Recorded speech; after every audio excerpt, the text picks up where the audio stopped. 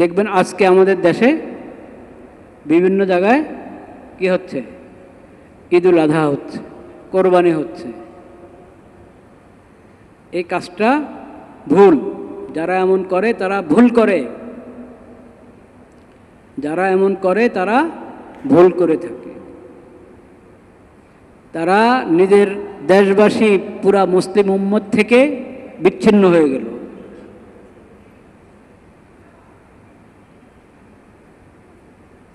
বিচ্ছিন্ন হয়ে ওনারা বলছেন যে আমরা সৌদির সাথে আমাদের মিল আছে, সৌদির সাথে আমাদের মিল আছে। তো সৌদির সাথে আপনার মিলটা আপনি জবরদস্তি ধরে নিচ্ছেন, নতুবা তারিখ কোনো রকম মিললেও সৌদির সাথে সময় মিলে না, 3 ঘন্টার পার্থক্য। এটা তো এখানের অবস্থা। আপনি মালয়েশিয়া চিন্তা করেন, জাপানের কথা চিন্তা করেন। যদি হাজী সাহেবগণ আরাফাতে অবস্থান যখন করবেন, সেই হিসাবে যদি আমি নয়জুল হজের রোজা রাখি, তাহলে মালয়েশিয়াওয়ালারা রোজা শুরু করলে তাদের ইফতার হয়ে যাবে হাজী সাহেবরা আরাফার ময়দানে অবস্থান শুরু করার আগেই তাদের ইফতারের সময় হয়ে যাবে। হিসাব করে দেখেন, জাপানাওয়ালাদের তো হবেই। তাহলে এটা আরাফায় অবস্থান করার সময়ের সাথে যুক্ত না এই রোজাটা। এটা হলো নয়জুল হজের রোজা। কিসের রোজা? নয়জুল হজের রোজা। নয়জুল হজ যার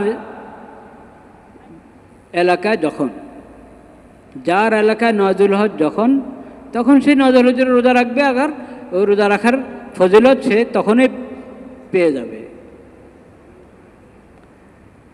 যাদের এলাকায় আরবের আগে চাঁদ দেখা যায়, হয় কি না? হয়। আরবের আগে কোনো কোনো এলাকায় চাঁদ দেখা যায়। সৌদি আরবের আগে কোনো কোনো এলাকায় চাঁদ দেখা যায়। যেদিন সৌদিতে নয়জুল হজ, ওদিন তাদের এখানে 10জুল হজ। সৌদিতে 8জুল হজ, তাদের এখানে 9জুল হজ। আপনারা এটা ধারণা করেন না যে সৌদি সব জায়গার আগে হয় না। সৌদি পুরো বিশ্বের আগে প্রথম চাঁদ দেখা যায়, প্রথম নতুন চাঁদ সৌদিতে দেখা যায়, এই ধারণা ঠিক না। অনেক মাসেই এমন হয় যে সৌদি আরবের আগেও বিভিন্ন এলাকায় চাঁদ দেখা যায়। আফ্রিকার বিভিন্ন দেশে, আমেরিকার কোনো কোনো জায়গায় সৌদির আগে চাঁদ দেখা যায়। সব মাসে না, এগুলো তো আল্লাহর কুদরত। আল্লাহ তাআলা ওয়াহুয়াল্লাযী জাআলাল লাইলা ওয়ান নাহারা খিলফাতাল লিমান আরাদা আন ইয়াযাক্কারা আও আরাদা শুকুরা। আল্লাহর কুদরত। আল্লাহ তাআলা চাঁদ সূর্যের সৃষ্টি এমনভাবে করেছেন, এমন হিসাবের সাথে জুড়ে দিয়েছেন আল্লাহ তাআলা। চাঁদ এবং সূর্যের অন্যান্য নক্ষত্রের গ্রহ, উপগ্রহ এবং নক্ষত্রের চলাচল আল্লাহ তাআলা এমন সূক্ষ্ম হিসাবের সাথে জুড়ে দিয়েছেন, সেটা তার হিসাব মতেই চলবে, তার পথেই চলবে, তার নিয়ম মতে সে চলবে। কুল্লুন ফি ফালাকিন ইয়াসবাহুন।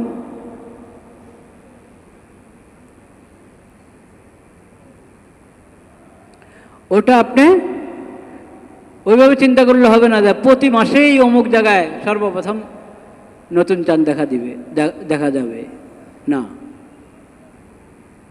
সর্বপ্রথম নতুন চাঁদ এমনও হতে পারে গত মাসে এক জায়গায় হয়েছে, এই মাসে আরেক জায়গায়, সামনের মাসে আরেক জায়গায়।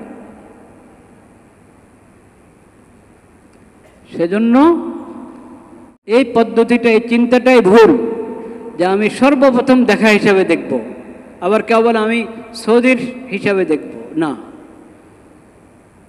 বরং তুমি তোমার অঞ্চলের দেখা হিসাবে দেখো, রোজা করো, ঈদ করো, আমল করো।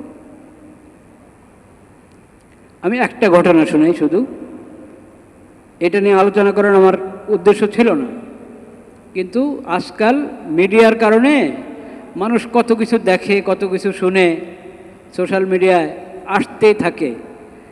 সহি গলত, বাস্তব অবাস্তব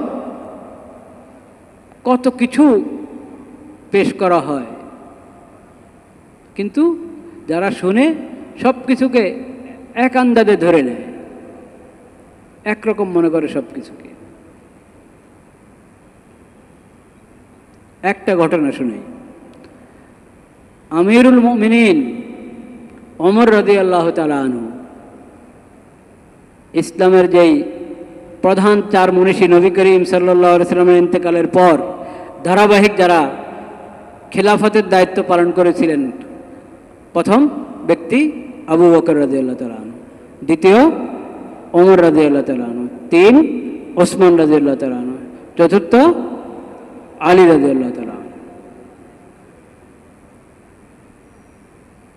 তো দ্বিতীয় মহামনীষী ওমর রাদিয়াল্লাহু তাআলা আনহু, আমিরুল মুমিনিন ওমর রাদিয়াল্লাহু তাআলা আনহুর কাছে কিছু লোক, এক এলাকার কিছু লোক গিয়ে জিজ্ঞাসা করল, হে আমিরুল মুমিনিন, আমাদের অবস্থান হলো পাহাড়ের পিছনে, আমরা যে এলাকা অবস্থান করি বড় উঁচা উঁচা পাহাড়, ওই পাহাড়ের পিছনে আমাদের অবস্থান। লা নুহিল্লু ইদা আহাল্লান নাস, মানুষ যেদিন নতুন হেলাল দেখে আমরা ওই দিন দেখি না, আড়ালে থাকার কারণে, চাঁদ একটু নিচে, আমরা আমাদের জায়গা থেকে প্রথম হেলাল কি করি না, দেখি না। পরে জানি যে আচ্ছা ওই দিকের মানুষ তারা তো আগেই নতুন চাঁদ দেখে ফেলেছে, সেই হিসাবে তারা রোজা শুরু করে দিয়েছে। আমরা পরে জানি, পরে খবর পাই। তাদের যখন হেলাল হয়েছে, আমাদের হেলাল তখন হয়নি, আমরা হেলাল দেখিনি। আমাদেরকে কি বলেন আপনি, কি পরামর্শ আমাদের ব্যাপারে আপনার? লক্ষ্য করার বিষয় কিনা আমাদের ব্যাপারে আপনার কি পরামর্শ? আজকাল যারা আগে আগে ঈদ করে তাদের কাছে পরামর্শ জিজ্ঞেস করা হলে তারা কি বলতো, তোমরা যাও কিছু লোককে পাঠাও আগের থেকে, পাহাড়ের উপরে উঠো, পাহাড়ের উপরে উঠে দেখো, ওই অঞ্চলে আগে থেকে কিছু লোককে পাঠিয়ে দাও, তারা একবারেই ঘোড়া যেটা খুব তেজ চলতে পারে, খুব দ্রুত চলতে পারে, এরকম ওই জমানার ব্যবস্থাপনা হিসাবে আগে গিয়ে থাকো, চাঁদের খবর পেলেই দৌড়া এসে তোমাদেরকে জানিয়ে দেবে। আর যদি এরকম কিছু না করতে পারলে তো পরে যখন জানবা যে তার দ্বারা একদিন আগে শুরু হয়ে গেছে, তাহলে তোমরা একদিনের রোজা কাজা করবা। এরা বলবে কি বলবে না? বর্তমানের লোকেরা এরকম পরামর্শ দিবে তো নাকি? কিন্তু ওমর রাদিয়াল্লাহু তাআলা কি বলেছেন? ওমর রাদিয়াল্লাহু তাআলা বলেছেন, মিনাল ওয়াজহি ইলাল ওয়াজহি, তোমার হেলাল যখন তুমি দেখবে তখন থেকে তুমি রোজা শুরু করো। তোমরা যখন তোমাদের অঞ্চলে হেলাল দেখবে তখন থেকে রোজা শুরু করো, মাস গণা শুরু করো। ফাইন গুম্মা আলাইকুম ফাকমিলুল ইদ্দাতা সালাসিন, দেখছো না পাহাড়ের আড়ালের কারণে দেখছো না, নাকি তোমার এখান থেকে চাঁদ দেখার পজিশন তুমি দেখবে, ওই পজিশনে চাঁদ নাই এই জন্য দেখছো না, না আকাশ মেঘাচ্ছন্ন হওয়ার কারণে দেখছো না, যে কোনো কারণে যদি তুমি না দেখো, গুম্মা আলাইকুম, যে কোনো কারণে তুমি দেখছো না, তাহলে ফাকমিলুল ইদ্দাতা সালাসিন, তুমি 30 পুরা করো, বর্তমান মাস 30 পুরা করো। এটা তো একটা ঘটনা শুনলাম, এরকম অনেক ঘটনা আছে। কাজে এটা হলো একটা বুদ্ধিজীবী চিন্তা, সারা বিশ্বে একই দিনে করতে হবে, সর্বপ্রথম চাঁদ দেখা করতে হবে। অথচ সৌদির সাথে যারা করে ওরা কিন্তু সর্বপ্রথম চাঁদ দেখা হিসাবে করে না, কখনো হয়ে যায় সর্বপ্রথম চাঁদ দেখা, কিন্তু অনেক সময় সর্বপ্রথম চাঁদ দেখা সৌদির আগে হয়। সেজন্য ভাইরা আমার, আমরা এইসব বিষয় নিয়ে, যেটা আমরা শরীয়তে আমাদেরকে যেসব বিষয় বাধ্য করে নাই, যে তুমি চেষ্টা করো, সর্বোচ্চ চেষ্টা চালাও, ব্যবস্থাপনা গ্রহণ করো, সব জায়গায় যদি একদিনে করতে পারো, এটা কঠিন, এমন সম্ভব না। আপনারা তারিখ রেখা সম্পর্কে জানেন না? কি ডেট বলে ওটাকে, ডেট কি বিশ্বের মানে সর্বপ্রথম তারিখ পরিবর্তন হয় কোন জায়গায়? দিন পরিবর্তন হয় কোন জায়গায়? পৃথিবী তো গোলাকার না, তো এটা তো একটা জায়গা ঠিক করতে হবে দিন এবং তারিখ পরিবর্তন হওয়ার জন্য। তারিখ পরিবর্তনের যে রেখার এদিকে 1 তারিখ, ওইদিকে আরেক তারিখ, এদিকে বৃহস্পতিবার, ওইদিকে শুক্রবার। আপনি হাজার চেষ্টা করলেও পুরো বিশ্বে একই দিনে রোজা ঈদ করতে পারবেন না। আর এমনি অন্য অন্য জায়গাও কিছু মিল থাকলেও মূল সময় মিল থাকে না। এই জন্য ওইসব চিন্তা বাদ দিয়ে বাস সুমু লিরুয়াতিহি ওয়া আফতিরু লিরুয়াতিহি, নবী করিম সাল্লাল্লাহু আলাইহি ওয়াসাল্লাম যেভাবে বলেছেন, তোমরা হেলাল দেখে রোজা শুরু করো, হেলাল দেখে রোজা শেষ করো এবং ঈদ করো। ওইভাবে আমরা করব। ওমর রাদিয়াল্লাহু তাআলা আনহু ওটাকে আরও বুঝিয়ে দিলেন আমাদেরকে, মিনাল ওয়াজহি ইলাল ওয়াজহি। আল্লাহ তাআলা আমাদেরকে তৌফিক নসিব করেন। যে কথা আজকে মূলত বলতে চাচ্ছি, আল্লাহ আমাকে, আমাদের সবাইকে আমলের তৌফিক নসিব করেন। সেই কথাটা হলো, এই যে সময়টা বরকতের সময়, যখন আল্লাহ রাব্বুল আলামিনের রহমতের বারিধারা, আল্লাহর রহমতের বৃষ্টি বর্ষিত হচ্ছে, আল্লাহর মাগফিরাতের বৃষ্টি বর্ষিত হচ্ছে। আল্লাহ রাব্বুল আলামিন আরাফার দিন ক্ষমা করতেই থাকেন। আল্লাহর ক্ষমা দেখে শয়তান পর্যন্ত পেরেশান হয়ে যায়। সারা বছর মানুষকে গোমরা করে, কুমন্ত্রণা দিয়ে পাপের রাস্তা নিয়েছে, গোমরাহের রাস্তা নিয়েছে, যা কামাই করেছে, এখন তো মানুষ এই দিন একবারে খাঁটি তওবা করে নিজেকে আল্লাহর দরবারে সুপে দিচ্ছে, সামনের জন্য পুরো প্রতিজ্ঞাবদ্ধ হচ্ছে, আর সে আল্লাহর নাফরমানি করবে না, পাপ করবে না, অপরাধ করবে না।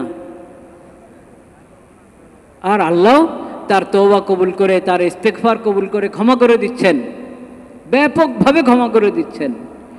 এটা দেখে শয়তান খুব জলিল হয়ে যায়, লাঞ্ছিত হয়ে যায়, আমার তো সব শেষ, যা কামাই করলাম সব কি শেষ। এই সময়টা আমরা যদি একটু জেগে উঠি, এই সময়টায় আমরা যদি একটু নিজেকে প্রস্তুত করে ফেলি নিজের ইসলাহের জন্য, সংশোধনের জন্য, খাঁটি তওবার জন্য, ইস্তেগফারের জন্য, তাহলে এটা হলো একটা সুবর্ণ সুযোগ।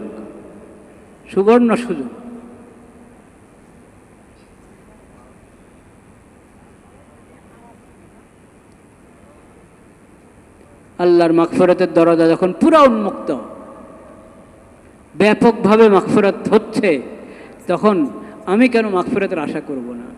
কেন আমি মাগফিরাতের আমল করব না? কেন আমি খাঁটি দিলে তওবা করব না?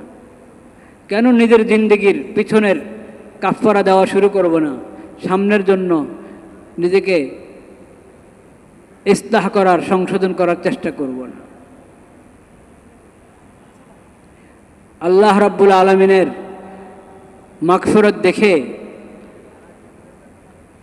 মানুষের মধ্যে দুই ধরনের চিন্তা আসে, একটা হলো সঠিক চিন্তা, আর একটা হলো ভুল চিন্তা। একটা হলো আল্লাহর মুত্তাকি বান্দাদের তরিকা, আর একটা হলো নাফরমান বান্দারা যারা শয়তানের তালে চলে, শয়তানের পদাঙ্ক অনুসরণ করে, তাদের রাস্তা। আমরা কোন রাস্তায় থাকব? আল্লাহর মুত্তাকি বান্দাদের রাস্তায় থাকব। তাদের রাস্তাটা কি? তাদের রাস্তা হলো মাগফিরাতের ঘোষণা শুনে সে খাঁটি দিলে তওবা করে, নিজেকে সংশোধন করে, আল্লাহর দরবারে কান্নাকাটি করে। এটা হলো তাদের রাস্তা, যে আল্লাহ এত দয়ালু, এত রহমান, এত রহিম, আমি কেন সুযোগ নিচ্ছি না? এটা হলো মুত্তাকিদের রাস্তা। আর যারা শয়তানের রাস্তায় চলে, তাদের কি? তাদের চিন্তা হলো, আচ্ছা আল্লাহ তো ক্ষমা করেনি,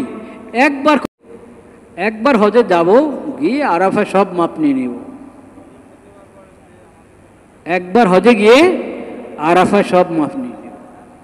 এখন আমি উদাসীন হয়ে থাকব, এখন উদাসীন হয়ে থাকবো, ওটা এখন গুনার মধ্যেই লিপ্ত।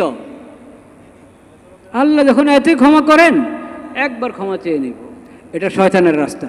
এটা কার রাস্তা? শয়তানের রাস্তা। মুমিনের রাস্তা কোনটা?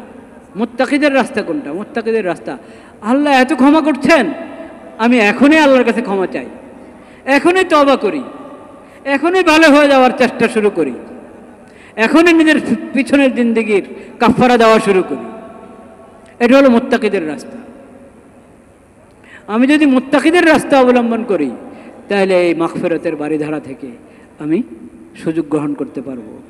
আল্লাহর রহমতের বৃষ্টি যখন সব জায়গায় বর্ষিত হচ্ছে, আমার গায়েও ওই রহমতের বৃষ্টি বর্ষিত হবে। হ্যাঁ, ওয়াসিআত রহমতি কুল্লা শাই, ওয়াসিআত রহমতি কুল্লা শাই ফাসাআকতুবুহা লিল্লাযীনা ইয়াত্তাকুন। আল্লাহর রহমত আল্লাহ কোরআনে ঘোষণা করে দিয়েছেন, জানিয়ে দিয়েছেন আমাদেরকে, রহমতি ওয়াসিআত কুল্লা শাই। আমার রহমত তো ব্যাপক। আল্লাহর রহমত কি সংকীর্ণ? কখনো না। আল্লাহর রহমত একবারই ব্যাপক, কুল্লা শাই। প্রতিটি মানুষ না শুধু, আল্লাহর প্রতিটি মাখলুক, প্রতিটি জিনিসকে বেষ্টন করে রেখেছে আল্লাহর রহমত। সবাই যদি আল্লাহর রহমতের দরিয়ায় ডুবে যায়, এত রহমত পেয়ে যাচ্ছে একজন, এক ব্যক্তি যে আল্লাহর রহমতের দরিয়ায় ডুবে গেছে, তারপরও আল্লাহর রহমতের মধ্যে কোনো কমই আসবে না, কোনো কম হবে না আল্লাহর রহমতের। আল্লাহর রহমত এত বেশি। আল্লাহ বলছেন আমার রহমতটা এত ব্যাপক, এত বেশি, কিন্তু তোমাকে তো পেতে হবে। তুমি সেই রহমতের বৃষ্টি তোমার গায়ে তো লাগাইতে হবে, ওই রহমত তো তোমাকে গ্রহণ করতে হবে। ফাসাআকতুবুহা লিল্লাযীনা ইয়াত্তাকুন। ওই রহমত কাদের ভাগে, কাদের ভাগে, কাদের জন্য ওই রহমত লিখে দেওয়া হয়েছে? ফাসাআকতুবুহা, সেই রহমত আমি লিখে দিব তাদের জন্য যারা তাকওয়ার রাস্তা অবলম্বন করে, যারা তাকওয়া অবলম্বন করে, যারা মুত্তাকি, তাদের জন্য রহমত আমি একবারে রেজিস্টারি করে দেব। তো ভাইরা আমার, আল্লাহর রহমতের শেষ নাই, আল্লাহর মাগফিরাতের শেষ নাই, কিন্তু সেটা হাসিল করতে হলে আমাকে মুত্তাকি বনতে হবে। আমাকে কি বনতে হবে? মুত্তাকি বনতে হবে। উদাসীন হয়ে পড়ে থাকলে হবে না, অবহেলাতে পড়ে থাকলে হবে না। কোনো এক সময়, কোনো এক শবে বেড়াতে আমি ক্ষমা চেয়ে নিব, কোনো এক শবে কদরে আমি ক্ষমা চেয়ে নিব, কোনো এক হজে গিয়ে, কোনো এক উমরায় গিয়ে আমি ক্ষমা চেয়ে নিব, এরকম ধারণা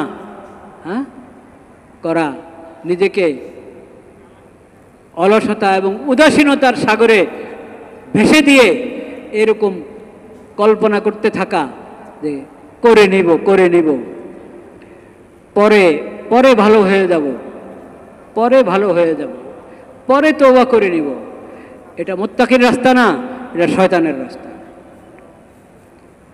এটা নফস শয়তানের বরবাদ করার রাস্তা। এটা ওই রাস্তায় যদি আমি পাড়া দিই, ওই দিকে যদি আমি যাই, তাহলে আমি আল্লাহর রহমত এবং মাগফিরাতের ভাগী হব না।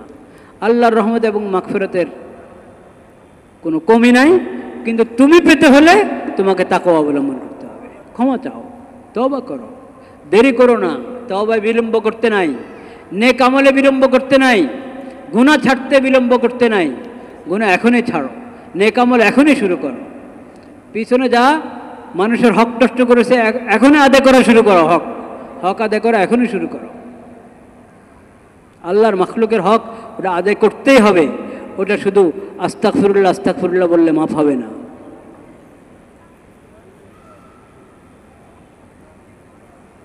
যদি আমরা চাই আরাফার দিনের, হাজী সাহেবরা আরাফার দিনের যে বরকত হাসিল করেছেন সেখানে আমার ভাগ হোক, আমি যদি এটা চাই,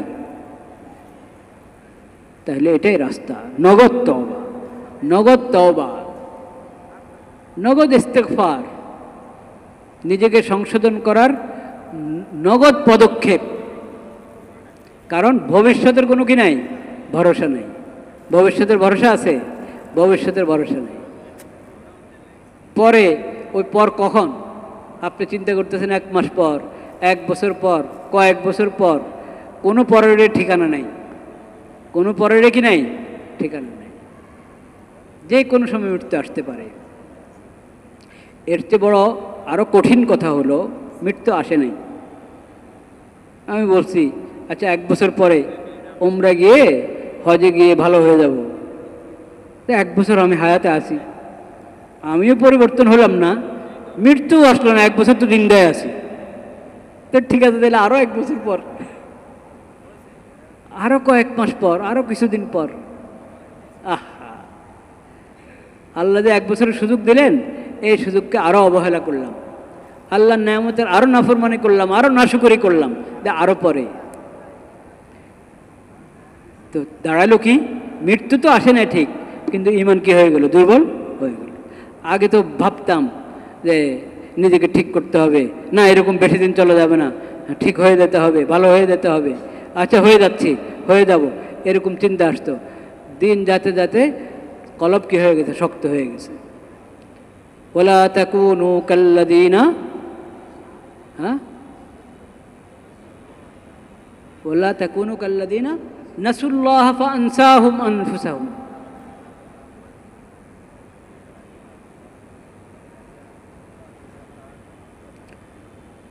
সূরা হাদীদের মধ্যে আছে কাসাত কুলুবুহুম, ওদের মতো হয়েও না যাদের দিল শক্ত হয়ে গেছে, করছি করতে করতে দিন যায়, হ্যাঁ, না ইলমের চর্চা না আমলের চর্চা, খালি করছি, ওইভাবে দিল কি হয়ে যায়, শক্ত হয়ে যায়। দিল শক্ত হয়ে গেলে তখন আর আল্লাহর জিকিরের মজা পাওয়া যায় না, কোরআন তেলাওয়াতে মজা পাওয়া যায় না, ইবাদতে মজা পাওয়া যায় না, সমস্ত ইবাদত বোঝা মনে হয়, নেক আমল বোঝা মনে হয়, গুনার মধ্যে খালি স্বাদ পাওয়া যায়, খালি গুনাতে স্বাদ পাওয়া যায়। তখন আর এই চিন্তাও আসে না যে 1 বছর পর উমরা গিয়ে মাপ নিয়ে নেব, 100 বরাতে মুনাজাত দিয়ে মাপ নিয়ে নেব, এই কথাও আর মাথা আসে না, দিল এত শক্ত হয়ে যায়। তাহলে পর কি আমার হাতে আছে, পরে করব, ভবিষ্যতে করবো, এটা আমার হাতে নাই, হয়তো এর আগে মরেই যাব, এর আগে এমন এক অসুস্থতা এসে গেছে এখন আর কথাও বলতে পারি না, আস্তাগফিরুল্লাহ উচ্চারণ করার শক্তিও নাই, বা পুরো সুস্থ, কোনো সমস্যা নেই, কিন্তু দিল শক্ত। আমি সুস্থ কিন্তু আমার দিল অসুস্থ, আমি সুস্থ কিন্তু আমার দিল কি অসুস্থ, ইমানি শক্তি হারিয়ে ফেলেছি, এখন আর তওবার তৌফিক হয় নাই, এজন্য বিলম্ব করতে নাই, এজন্য কি করতে নাই, বিলম্ব করতে নাই। আল্লাহ তাআলা বলেছেন সারিউ, মাগফিরাত চাচ্ছ, দৌড়াও, এখনই, বিলম্ব করো না। আল্লাহ যা বলেছেন কোরআনে, তা বলেছেন নবী করিম সাল্লাল্লাহু আলাইহি ওয়াসাল্লাম হাদিস শরীফে। দিলকে শক্ত করো না, দিলকে শক্ত করো না। গুনাহ করে তওবা করতে দেরি করলে দিল শক্ত হয়, তওবা করতে দেরি করলে দিল শক্ত হয়। কাল্লা বাল রানা আলা কুলুবি ফাওয়াইলুল লিল কাসিয়াতি কুলুবুহুম। কোরআনে যা আল্লাহ বলেছেন, নবী করিম সাল্লাল্লাহু আলাইহি ওয়াসাল্লাম হাদিস শরীফে ওগুলো আরও বারবার বলে বিস্তারিত বলে আমাদেরকে শিখিয়েছেন যে আজকের কাজ কালকের উপরে ফেলে রেখো না, নেক আমল করার চিন্তা করেছ, দেরি করো না। গুনাহ থেকে বাঁচার আগ্রহ সৃষ্টি হয়েছে অন্তরে, তাহলে আর কালকের জন্য ফেলে রেখো না, এখনই করো। হাসিবু আনফুসাকুম ক্বাবলা আন তুহাসাবু, ওই কথা সাহাবীরা বলেছেন, হাসিবু আনফুসাকুম ক্বাবলা আন তুহাসাবু। হাসর ময়দানের হিসাবের অপেক্ষা বসে থেকো না, এখনই তুমি তোমার হিসাব নাও। মিজানে তোমার আমল ওজন করা হবে, ওটার অপেক্ষা বসে থেকো না, এখনই তুমি তোমার মাপ নিজে নিয়ে নাও। তোমার নেকির পাল্লা ভারী না গুনার পাল্লা ভারী, তুমি নিজে হিসাব করো না, নিজে মাপ করো না, ওজন করো, এখনই ওজন করো, দেরি করো না। ইদা আসবাহাতা ফালা তানতাযিরিল মাসা, সকালে উপনীত হয়েছ, সন্ধ্যার অপেক্ষা করো না, সন্ধ্যা উপনীত। ইদা আমসাইতা ফালা তানতাযিরিস সাবাহা, সন্ধ্যা উপনীত হয়েছ, সকালের অপেক্ষা করো না। তুমি জানো না যে কিছুক্ষণ পরে তুমি কোন হালাতে আসো, জিন্দাদের সঙ্গে আসো না মৃত্যুদের কাতারে চলে গেছো? এই তো শিক্ষা রসুল আল্লাহ রব্বুল আলমিনের কোরআন করিমে, এই তো শিক্ষা নবী করিম সাল্লাল্লাহু সাল্লামের হাদিস শরীফে, এই তো শিক্ষা নবী সাল্লাল্লাহু সাল্লামের সাহাবিগণের।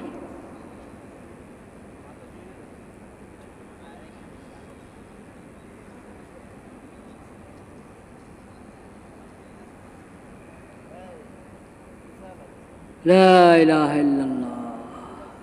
কিন্তু আমাদের অবস্থা কি? আমরা হলো পরে পরে পরে।